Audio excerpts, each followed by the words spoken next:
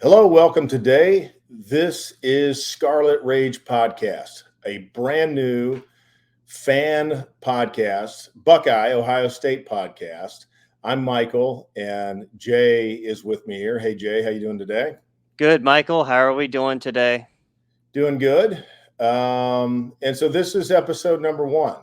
Obviously, we don't have any following at this point. We don't even have any episodes at this point. But today we're going to kind of explain a little bit about why we're doing this, what you can expect from it. And I think we're going to kick it off just kind of explaining how we became Buckeye fans. So, Jay, do you want to start? Sure thing, Michael. Preface this by saying I know for a fact that we're probably two of the biggest Ohio State fans any of you are ever going to see out there on any kind of podcast. I know there are some Ohio State fans that say they're the biggest Ohio State fans. Trust me when I say I've listened to a bunch of them, and most of those guys are not. We are legit Ohio State fans. We've read all of the forums. We keep up with all of the intel. We know all of the players. We're as true as you can get when it comes to Ohio State fandom. Myself, my family has had season tickets to home games for as long as I can remember. My grandpa was a former Buckeye athlete, and we continue to cheer them on today. I will say that I did attend the Peach Bowl in Atlanta as well, and a piece of me died that night, and I am now trying to still recover. Yeah. And one of my avenues to vent out that and anything Ohio State related is this podcast is something that I've wanted to do for a long time. And here I am finally able to voice my opinions and thoughts on Ohio State. Yeah, so you came up with the name Scarlet Rage. So, I guess people can interpret that however they want. I mean, maybe sometimes it's because we're mad at Ohio State. Maybe sometimes it's because we're mad about something else. For me, I had a lot of, I don't know if I'll go rage, but certainly I had a lot of aggravation because as a kid, we moved deep into SEC country. And so being a kid growing up, going to, like junior high and high school in SEC country and being a Buckeye fan, you begin to develop a lot of resentment towards essentially the Southeastern Conference because in certain parts down there, those Buckeye fans that live in certain parts. Now you live in the South now, Jay, don't you? You're in North Carolina. Correct. I'm in the Charlotte area. Yeah. But that's a little different because you don't have a big SEC school close by. So you're in the South, but you're not like in the heart of SEC country like I was for a time. And so, there's just a lot of disrespect at times for the Buckeyes there. And so I really grew to resent the SEC. But as I've gotten older, I've made a little bit of peace with that. Still not a fan of the SEC, but I do respect a lot of things about what they do, So, so maybe that was some of my Scarlet Rage going way back in a different way. So interpret it however you will. I think we're going to try to talk about the good, the bad, and the ugly, but certainly we're not going to be, sunshine and roses. Like because I think both of us approach it from what is the best the program can possibly be. Not are they winning 10 or 11 games? That's good. That's fine. But are there things that can get them over the hump to where instead of being a program that's won 2 national championships in the last 23 years, can they be a program that could win 4 in the next 23? I think maybe they could. I think it's possible. I don't think it's out of the realm of possibility. What do you think? It's getting harder. And again, Scarlet Rage, Michael did a good job of kind of giving you a definition behind that. Like I said before, we love Ohio State, but that does not make us fans of what they have put on the field lately. See, some yeah, people would say that that's crazy. Like, oh my gosh, Jay, since Ryan Day has gotten there, they're 45-6. How could you say that? You're insane. This is, I mean, exactly. That's what, and I don't like to be that guy that points this out. I have to be that guy that points it out. It's like, listen, yeah, okay, you're 45-6, but you're 45-6 against Indiana and Michigan State and Northwestern and teams like that are of no consequence. Like, if you don't want the criticism, then win the big games. right. Like all I want at Ohio State, this is obviously shooting for the moon here, but I want something resembling what Pete Carroll had when he was at USC. Yeah. In his heyday, because I've said to this day, Pete Carroll at USC, if they had a 4-team playoff, not a 12-team playoff, a 4-team playoff, they are probably national champions at least 3 times, probably 4 times. Yeah, right. Instead of the 1. And well, no, they had a shared one. So I'm going to say 4, maybe 5, actually. Yeah. Let me change that answer. Yeah. And and I guess if you want to start on the positive side of Ryan Day, if he could ever figure out defense, he could be something that resembled Pete Carroll. Because if you remember some of those Pete Carroll teams, like back at that time, passing was not as much of a premium as it is today. I mean, even though it was obviously important. And his teams would just shred defenses with that passing game that they had. But they also, I don't really remember necessarily them having like any shutdown defenses, but they didn't have defenses that were just going to like get sliced and diced the way that Ryan Day's had 3 out of the last 4 years. He probably had, I would say, 3 or 4 defenses that were probably better than the 2019 defense that Ryan Day had at Ohio State. And I say that in all honesty. Yeah. Not just from a talents perspective, but from a schematic perspective as well. That, you go back and watch some of his teams and how aggressive they are in your face. Even the 2019 defense under Hafley gets a lot of credit for that defense. And he was just basically it was a very simple defense, running that single high. They didn't blitz a lot. They relied on Chase Young's extraordinary abilities a lot that year. But they had a lot of weaknesses from a schematic and talent standpoint, especially at linebacker. And the safety play wasn't great. It was better than we've had lately, but I wouldn't call it great by any means. But Pete Carroll had years in 2003, 2004. 2008, which was one of the best college defenses I've ever seen. Those 3 defenses for sure are better than 2019, in my opinion. Think hard enough about it, I could probably find their defenses were good.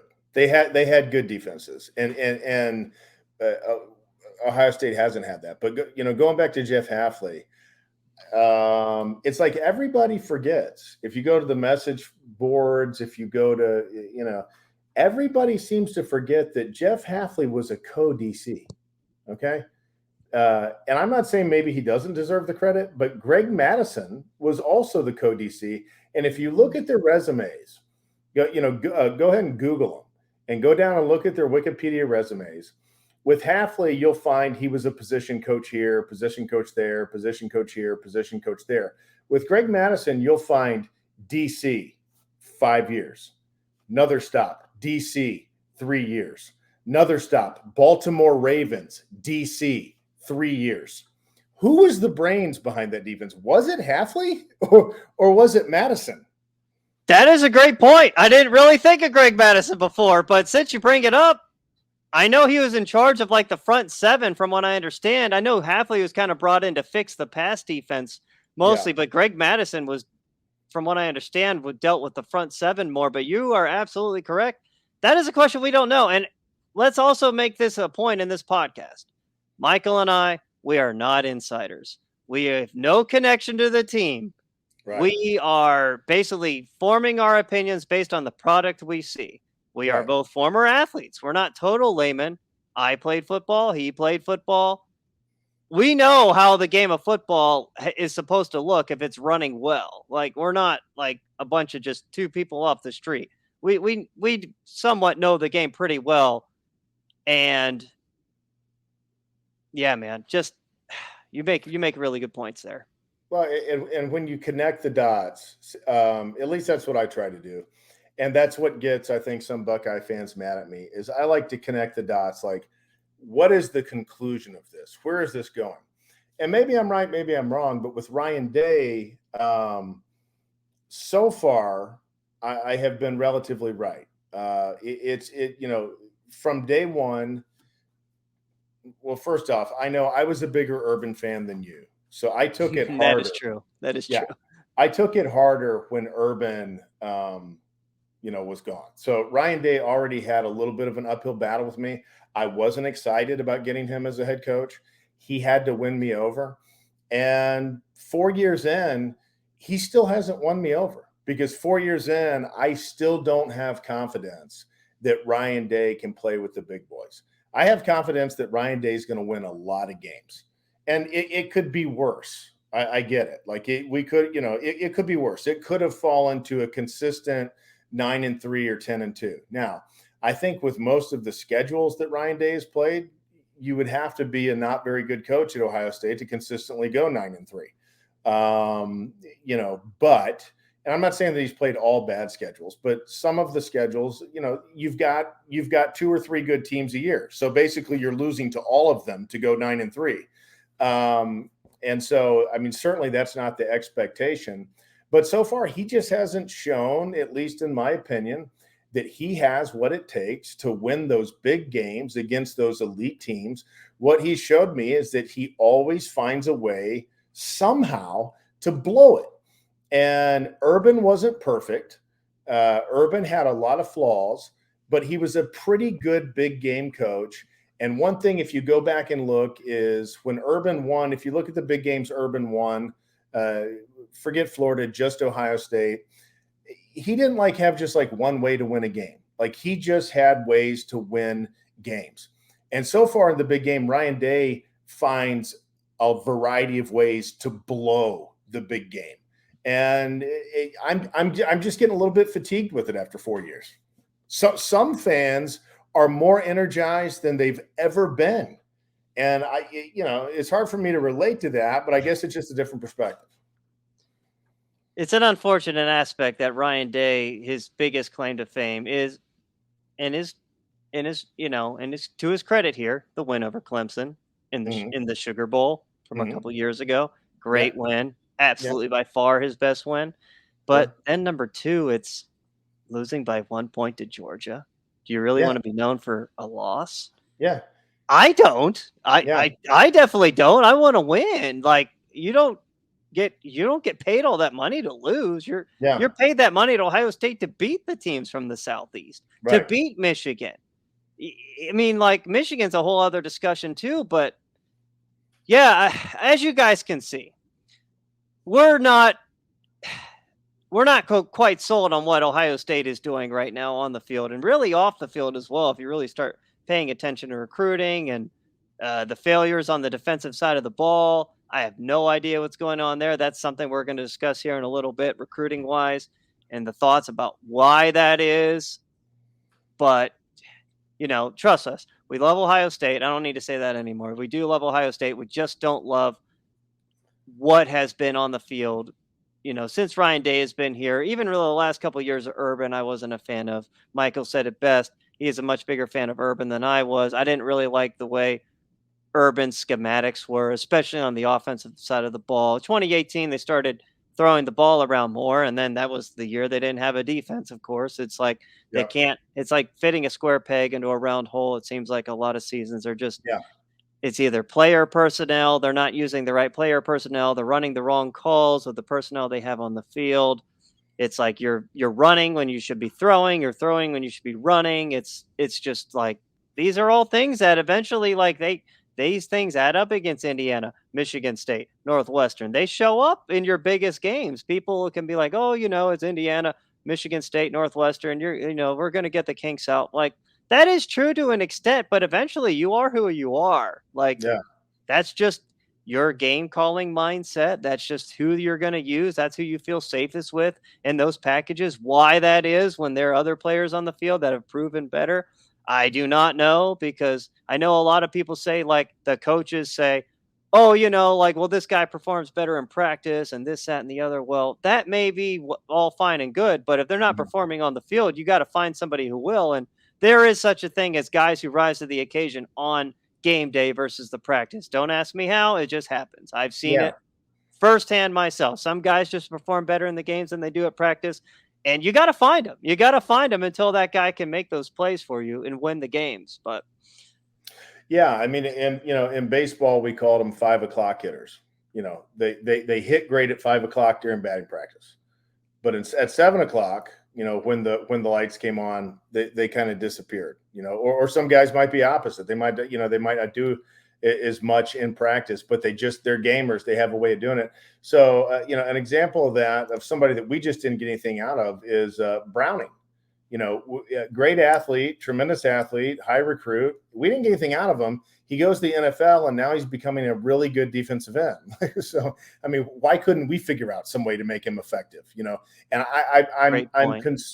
and I'm concerned that I hope we don't do that with a couple of guys that we have on defense now, or at least one guy in particular. But we'll talk about that. Let's move on to the defensive recruiting and the misses. I think I'll kick it off, and then you can go from there. I think one of the problems that I have with Ryan Day is I am still not sold with the staffs that he puts together. I'm not saying that Perry Eliano is not a great coach. I'm not saying he's not going to work out. I'm saying he's an unproven guy. He's a guy who's been at small schools. His biggest stop is University of Cincinnati. Then you've got Fleming, who's a special teams coach. I don't even know how many Division 1A or Power 5 teams even exclusively use just a special teams coach anymore. And then you've got Jim Knowles, who's a bad recruiter. So you've got three guys that are technically kind of on the defensive side of the ball that are either unproven recruiters, a non-factor in recruiting, because what defensive stud is going to sign with a team because of the special teams coach? Like, it's and then you've got Jim Knowles, who is proven to be a bad recruiter. So add all that up, and maybe even though there's some bright spots on the defensive recruiting, maybe that's why we're not sealing the deal on some of these that seemingly we're going to go our way. So you take off from there. Man, defensive recruiting, you can go down a lot of avenues with that. I was listening to some people speak about this earlier. It's very disappointing. No doubt about it. I thought we had a good chance to land Dylan Stewart. Didn't happen. I even thought, like, personally, Michael, I even said, I was like, I think we're going to land the linebacker from California, Kingston Viliamu-Asa from St. John Bosco. I thought we were going to get him. I didn't think Notre Dame was really all that in the picture, to be honest. He didn't want to go there. I mean, he even said it, like, he didn't Yeah. want to go to Notre Dame. Like, that was the one place that he didn't want to go.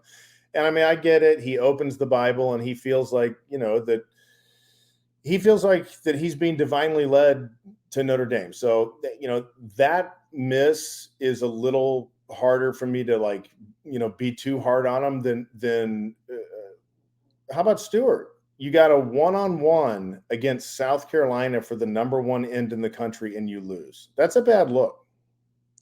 Well, and this goes to some theories there. From what we understand about Dylan Stewart, again, we are not recruiting insiders. We're just reading the tea leaves here. But from what we understand about Dylan Stewart, his relationships were better with South Carolina. Ohio State on the NIL front actually was supposedly paying him more money. Yeah. What it came down to was South Carolina has made the DMV. They have a pipeline there. They got like 2 or 3 guys from there. Last recruiting class, Ohio State got one who was, like, I think a Catholic school kid. Mm-hmm. And then the year before that, I'm not sure. I think they got like 1 or 2 as well, but they've really made it a big time focal point for their program to be recruiting that area And he felt like, I think he was quoted by him. I don't know. It was like rumor mill. Again, you read message boards and stuff, other insiders and other message boards. And he felt the most comfortable with South Carolina because he had a lot of friends who were already going there. He had a connection with the staff. It's very disappointing. Ohio State needs edge rushers. They already missed on Marquise Lightfoot. He went to Miami supposedly because they offered him great NIL. It's just Ohio State can't quite get it. And so whatever the kid is wanting the most, Ohio State is just falling behind. If they're falling behind an NIL, they're falling behind an NIL. If they're falling behind on if the kid is like built like a big relationship kid, they're falling behind on relationships. I don't know how they don't form a better relationship with Dylan Stewart over South Carolina, but they did. At some point, like, you have to close the deal. Like, it can't just always be, well, it was because of this, or it was because of that, or it was. And at some point, like, you have to be able to recruit, and you have to be able to sell. And if you're going head to head for Stewart against, let's say, his final three are Ohio State, Alabama, and Georgia, that's going to be a slugfest. Like, that's not easy. But when you get a head-to-head against South Carolina and you are at least reportedly paying more NIL money, so you're actually going to pay this kid more money to go to a school that's way better, and to go to a school that, even though lately it hasn't been that good, still historically has cranked out more first-round defensive linemen than the other school, and yet he still picks South Carolina. There's something kind of wrong with your defensive recruiting if that's the case. And I'm not saying that the defensive recruiting has been absolutely terrible, but what I'm saying is Ryan Day continually comes up just short, and it's not just on the field. It's also in some of these key recruiting battles. What did Woody Hayes used to say? You win with people. Well, you got to get those people. Ohio State, they recruit very, very well. Not quite to the level of Georgia and Alabama, though. And let's be real, those are the teams we played in our. So let's be real. Ohio State, Georgia last year was a national championship. Then we played Alabama in the national championship time before that. Those are the teams you're going to play. And if you want to beat them, you got to beat them off of the field first to beat them on the field. And how do you beat them off the field? You get the players. You get the coaches. If you have both of those, pretty good chance you're going to win. Yep. And right now we don't have them. I mean, I believe from a personnel standpoint, we did both times. That Alabama loss, I don't even want to get into that. That's another discussion there. Yeah. But the Georgia loss, man, we had absolutely just as much talent, if not more talent than them. We choked. I don't know what to say. I know a lot of people try and say that, like, oh, we had some bad circumstances or whatever. But you know what? You rise to the occasion. If you have dealt a bad hand by Marvin Harrison going out of the game, maybe not have Lathan Ransom one-on-one in a cover 2 man. Or it wasn't cover 2 man. I think it was just straight cover 1. I think maybe they had a safety in the middle of the field. I have to go back and look at the film, but I do know they weren't blitzing. But before we digress too far, back to Dylan Stewart, the biggest thing, like I said before, relationships. And South Carolina has I think they have some outside linebackers coach, defensive line coach or whatever. And he's a younger guy. He's relating to kids around that age. Like, who does Ohio State have coaching linebackers?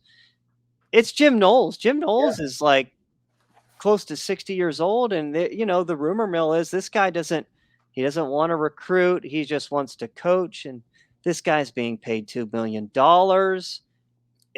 to what? To have a bad product on the field last year? Don't tell me that was a good product. I'd argue it was a bad product. It wasn't even mediocre. In your biggest games, you're getting shredded. Again, that's where you're judged. You're judged against Michigan. You're judged against Georgia. You're judged against Penn State. Every single game, we got shredded on defensively. So it's just like, I don't know, man. I mean, again, the guy, whatever he did to sell himself, he obviously did a great job. But and reportedly, I don't know this for sure. I'm just going by things that are being said out there on the Ohio State beat.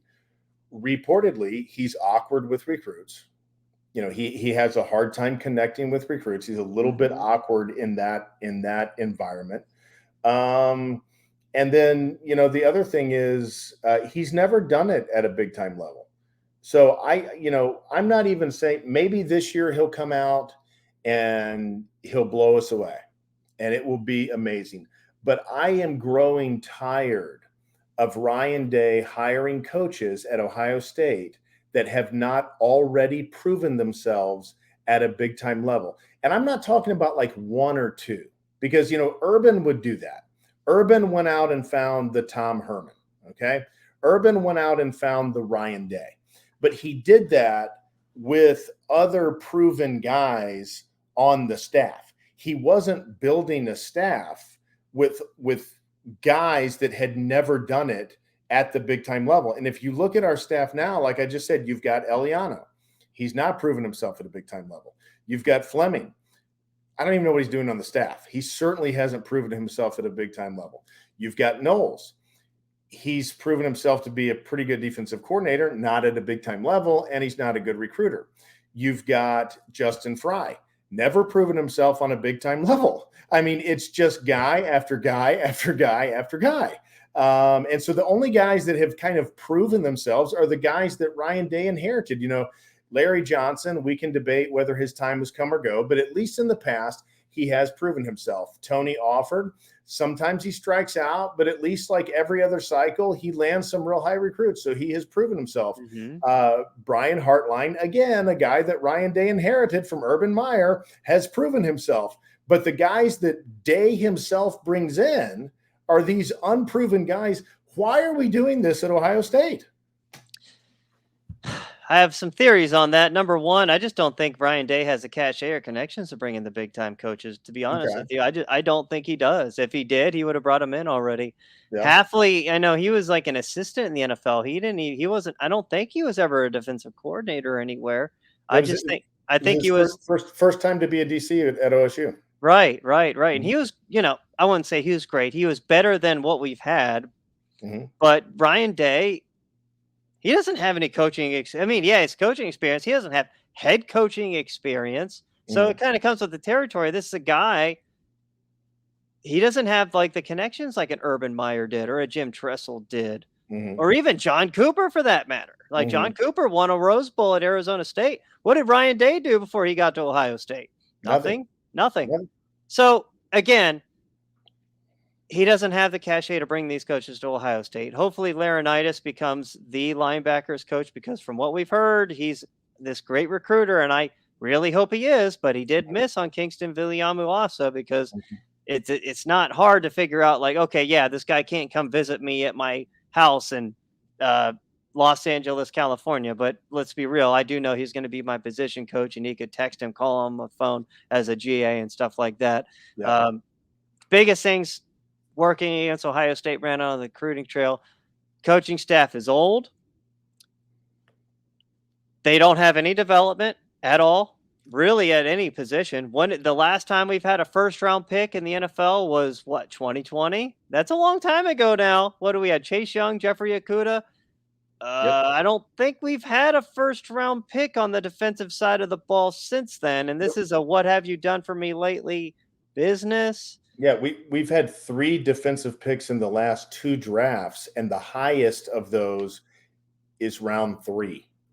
That's pathetic. That is, that is absolutely pathetic at a place for Ohio like State. That's bad. That is not cutting it, man. That's like something that Illinois could produce that. Illinois had a first-round pick last year. They've got another potential first-round defensive lineman this year. Where the hell is Ohio State's guys for this? Now, yeah, Tui Malau is supposedly going to be a first-round pick. We'll see, because, hell, Zach Harrison was getting mocked last year to be a first-round pick. Right. And where did he get drafted? In the 4th round, 3rd round, somewhere around there? No. He's our shining star 3rd rounder. He's okay. Our top guy. Yeah. Okay. Yeah, so we don't have development to sell, because let's think, honestly, offensive side of the ball, quarterback, receiver. Okay, we can't match you on the NIL package you're getting from Georgia, Miami. I don't think not South Carolina. That was a different circumstance, but teams like that in the Southeast. but we can pitch development and NFL money. We Yeah. can't pitch that on defensive side of the Not ball. really. Not now. Not at all. You Not could at all. 5 Not in years. the last 4 years. Yeah, you Because we're could going 5 into years ago. You can't now. 2024 draft. It's going to be 4 years. Hopefully that we break that. Ohio State should have a first-round talent every single year on the defensive side of the ball. We don't have it, so we're at a disadvantage. So we're at a disadvantage because the coaching staff is old on the defensive side of the ball. We're at a disadvantage because development. Mhm. And then honestly, we are at a disadvantage because this can be argued back and forth, but the Midwest just doesn't produce the talent that the rest of the country does, especially the Southeast and the far west coast of California. It does not produce it. No. I don't know if it's not getting scouted as well either, though, because some of these kids are late developers, maybe 247 and on 3. They're not going to their camps. I know 7-on-7 is not a thing in Ohio. I don't know. I do think there's a combination. I think you certainly have less talent across the Midwest. I do think you have some underrated kids because they just don't get the exposure as some of the kids in Georgia, Florida, Texas. I think maybe you might see a little bit of evidence of that this year because there are several kids sitting in the state of Georgia with 96s, 97s, 98s by their name that Kirby Smart seemingly passed on to go pick up a couple of kids out of New Jersey with 92, 93s by their name. So did he see something on film that he said, I'd rather have this 92 or 93 in New Jersey than this 96 or 97 out of my own backyard? I don't know. Maybe the ones in his own backyard didn't necessarily want to go to Georgia anyway. I don't know the full story for that. But my question is, that was one of the few perks of bringing Rutgers into the Big Ten was New Jersey's got pretty good high school football, and now that can be a feeder into the Big Ten. And now Georgia's coming up and getting the best kids out of New Jersey. Yeah, that is really very pathetic. Now, granted, I know Rutgers is not it from a football history, anything like that, but for them and like Maryland, and honestly, really Penn State for kids like that. That's what I mean. Like, why is either us, Michigan, Penn State, Wisconsin, why are one of those schools not going over there and getting those kids out of New Jersey? I don't know. We've got a great selling point to those kids in New Jersey. Hey, look at these two guys we got from Ole Miss. They thought they'd go down south and they didn't like it and they came back. Go ahead and save yourself the trip and come on right now. At least be able to play against, at least go home like once every 2 years and go to Rutgers. Yeah, exactly. Right, which, is right there next to New York City, by the way, if you look exactly where Rutgers is even at. So, but back to that, I do think there's some underrated kids in the Midwest. I also think that Ohio still has good enough talent that they can take on a given year between 5 to maybe 8 kids out of the state of Ohio. And then, we've got the ability that we are, at least for now, unless Ryan Day loses this to Jim Harbaugh, which that's starting to teeter, we are still the dominant force in the Midwest. So we have a leg up for the kids like Scott. We have a leg up for the kids that I can't think of his name off the top of my head, the lineman from Indiana, who's a 96, a high 4-star that we got in this class. Yeah. I mean, we got the leg up for those higher rated Midwest kids. So we kind of have the region to where we're not just limited to Ohio. We can get some of those higher rated Midwest kids. And we do have some inroads into some of the, into Florida some, into Georgia some, and even into Texas some. So, I mean, I think that we still have all of the recipes to have top 3 and top 4 classes. And we are pretty much having top 3, 4, 5 in classes, but I just feel like there's kids we're missing on that we should get that could take them from here to here, go ahead. We're getting those top 3 and 4 classes, especially not the last 2 years, but last year and then 2020, because our receiver recruiting has been Super Saiyan 3 or 4. because of Brian Hartline. Like, Yeah. if we don't have that extravagant recruiting, like We're haul probably last a 10th or season with 11th Noah class. Rogers and Carnell Tate and Brandon Ennis, that's like half of our top 100 players right there, all receivers. Yeah. That class is very mediocre if you just take away like one or two of those guys. Like, we really whiffed on defensive end and corner. Well, although we did replace him, thankfully Jermaine Matthews rose to the occasion and really developed well over the past year, going to camps and stuff and showcasing his talents. But we really swung and missed at corner, at safety, at edge, at linebacker. We really just hit at receiver last year, and that was our saving grace to that recruiting class. And I think a lot of people have been fooled by that. A lot of Ohio State fans, they haven't dug down and seen that. And I dug down and just a couple of months ago. And if you go back and look at Urban Meyer's last 5 recruiting classes, he had 36 top 100 defensive players in those 5 classes. If you look at Ryan Day's first 5 recruiting classes, he's had 12 top 100 defensive players in those first 5 classes. That's a big drop off on that side of the ball. Yeah, Urban is like the opposite of Ryan Day. He had some struggles recruiting offensively, but man, oh man, he could go get those defensive players. I mean, I was like literally posting on a board today. I'm like, the last 5-star guy defensively, the last 5-star kid we got defensively from the Southeast was all the way back in 2017 with Sean Wade. That is a long time ago. And yeah, I know in 2018, Teron Vincent was a 5-star. He was from IMG. He's not a Southeastern kid. He's from the Northeast. He just happened to be playing at IMG. He doesn't count. Sean Wade counts. That's 2017. That is now 7 years ago. If you're getting up to date with the 2024 class, that is not to Ohio State standard. I'm not going to say it's pathetic, but it's getting there. It's getting to be a pathetic. What I mean, do you know what that says? That says to me is when it was funny. Actually, last week I was in Tennessee and I had Ohio State gear on, and 2 guys saw me and they asked me if I was an Ohio State coach, and I said no, I'm not. I'm not an Ohio State coach. But anyhow, that tells me that when Ohio State coaches, defensive coaches, are going into the South, unlike unlike the previous several years, and they're telling these kids, come to Ohio State, we'll recruit, we'll develop you, we'll get you the NFL, et cetera, et cetera. What it tells me is these kids down there, they don't believe that. And there was a time when they did believe that. Yeah, the kids in the South, man. Again, I've also heard this recently that, again, if they're in the SEC country, man, there's no need for them to leave because Ohio, nowhere in Penn State. Again, I'd have to really look into this. This is an Ohio State centric podcast, but again, we're going to be talking about other things besides Ohio State as well. We're big Reds fans. He's a big Bengals fan. I'm a Titans fan. We'll be touching on other sports as well. We're both MMA fans. We both, dabble in some of that stuff as well.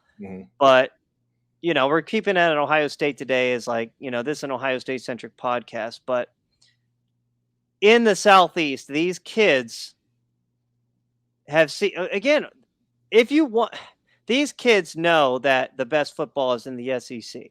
And if you want to knock them off their perch and get these kids thinking elsewhere, then you go beat them in the bowl games. You go beat them in the semifinal games. You go beat them in the national championship. You can't choke when you're up 38-24 in the fourth quarter against Georgia. Michigan can't get blown out in the Orange Bowl 2 years ago. Ohio State can't get blown out in the Orange Bowl. What was it? The 2020 season. Now, 3 years ago by Alabama. That can't happen. Yeah. It cannot happen. Okay, you can lose, but you don't get blown out. So it was, and you don't choke either. Don't choke. Win the freaking game. So was Urban just a better salesman? Was he just a better closer? Was he just a better recruiter? Because I mean, look at the last time that Ohio State won a national championship, 2014, and that wasn't a perfect team, but it was a team that got hot at the right time. But look at this. it was a team that had a strong mix of Ohio kids that were leftovers from the Tressel days. But look at the defense. The defense had 2 very elite recruits from the deep South.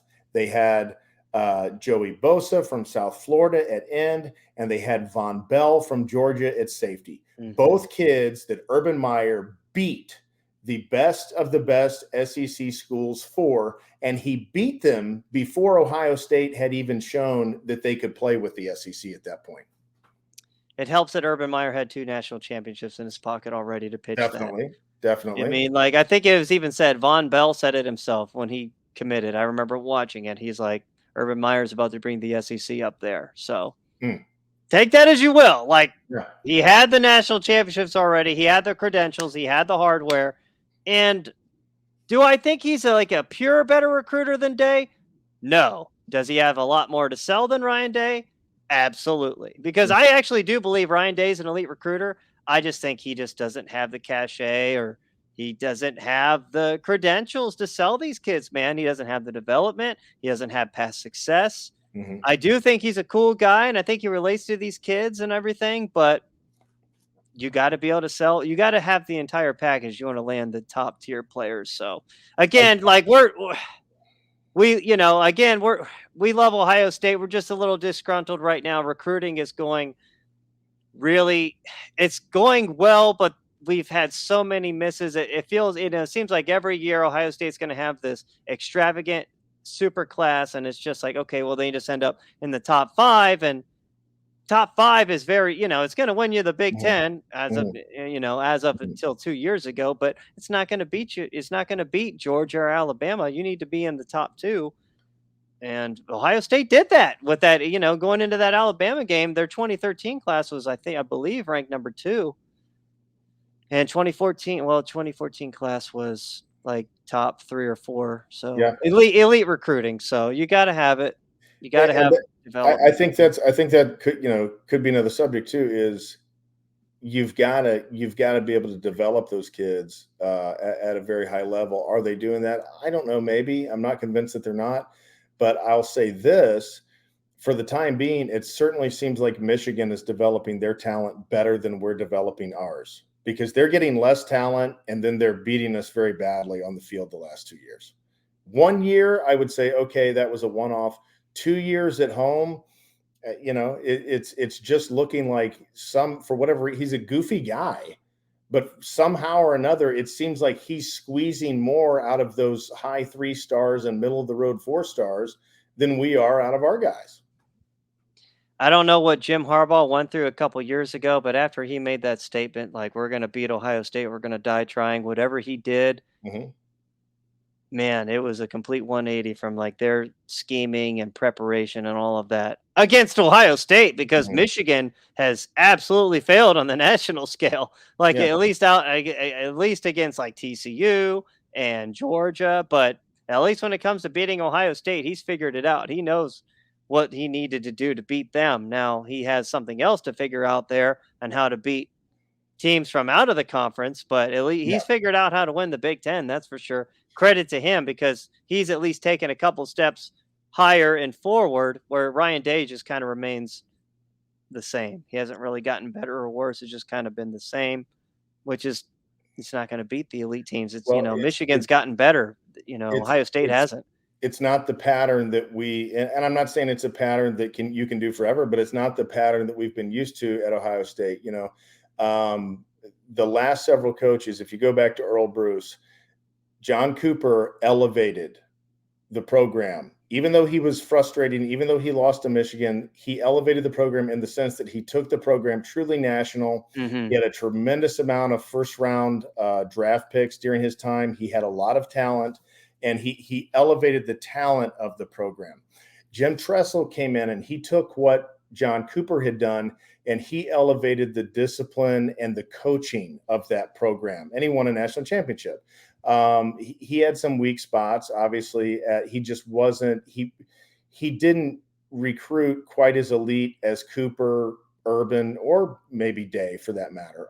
But when he left, Urban came in and took that base that he left and he elevated the recruiting probably to the highest level up to that point we had ever had. He won a national championship. So what I'm thinking, or what I'm looking for out of Ryan Day, he's this offensive guru.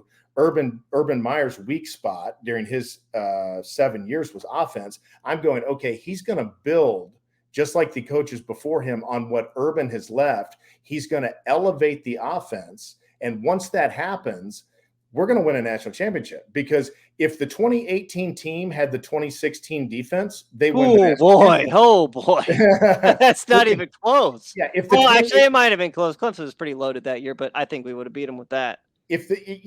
And so, that's what I was looking for, is the defenses to continue to remain at least close to the level that Ryan Day had inherited. I know 2018 was bad, but 2014 was pretty good. 2015 was really good. 2016 was extremely good. 2017 was good, and 2018 was bad. But there was a good history, and obviously with some of the first round talent on the 2019 team, there was a good foundation for defense. Yeah, solid foundation, I would say is a correct term. Yep. Yeah. But Day elevated the offense, but the defense fell off so precipitously that it essentially has been a bump. They've gone nowhere. The program has completely stagnated now for several years. The program has stagnated since 2015. I agree. What can I say? I agree with you. This is why we're having this podcast. We want to discuss these things. We want to hear from you. We want to talk about these subjects, so we give a different perspective. Again, we don't have the scarlet and gray sunglasses on. Yeah. We're here to talk about the subjects that nobody else wants to talk about. That's why we're here. We have a passion for Ohio State. We just have to, there's some uneasy discussions that need to be had, and that's why we're here. I mean, you're going to be seeing red after we have this podcast. We're the Scarlet Rage for a reason. You're going to be seeing red a lot of times. Yeah. We're passionate, man. We're fucking passionate in here. Yes, this is an explicit podcast. I am going to be cussing sometime, so fucking deal with it. Yeah. So keep the kids, maybe away if you're listening. Yes. Like us. Like my kid is asleep. Yeah. as are mine. But Jay, that was a lot of ground we've covered in the last 45 minutes or so. Absolutely. You think that's pretty much it for today? I don't have anything else. I just want to thank everybody for listening in, giving us this opportunity. Very grateful.